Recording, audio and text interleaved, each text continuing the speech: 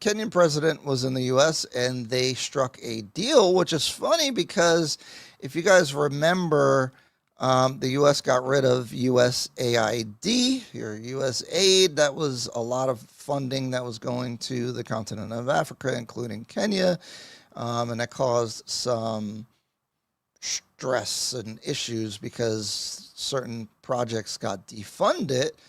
And it's pretty encouraging to see that that is being replaced by some new policy. And this is all going to kind of go together with some of the narratives that I wanted to address today. So, with that being said, let me talk about this one.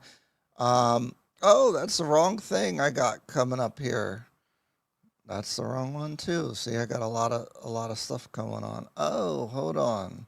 Bring up the article. I have lots of articles for you guys real quick. Just want to give you guys the landscape and my perspective and thesis because a lot of questions are coming in about oversaturation. Is there too much building? Is it even good to buy real estate in Kenya?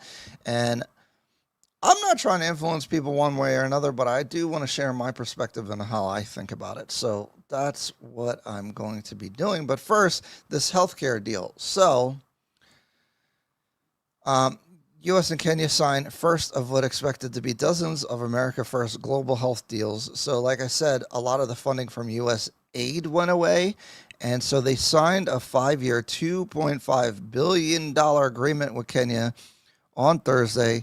William Ruto and Secretary of State Marco Rubio to replace a patchwork of previous health agreements that had traditionally been run by the U.S. Agency for International Development for decades until the Trump administration got rid of it. So, this makes a lot of sense, right? Because they were giving money to all these NGOs, non-government organizations, that were the ones that were supposed to distribute these things. And they all do lend to corruption and issues like that, right? So it's better for the Kenyan government to receive the aid directly than to these NGOs, I think. So I think this is a positive move. I don't know if, you see this 2.5 billion number, but really I think that's just a reallocation of the funds to the Kenyan government. I don't know if it's more or less, but that's very encouraging to see. And overall, my position that I've found interesting is that the U.S.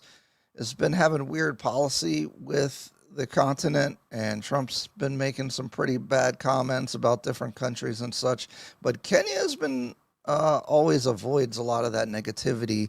And if you watch Marco Rubio's speech about it, he was pretty positive about Kenya, saying that's why they wanted to make this first deal with Kenya. So I thought that was an interesting piece of information.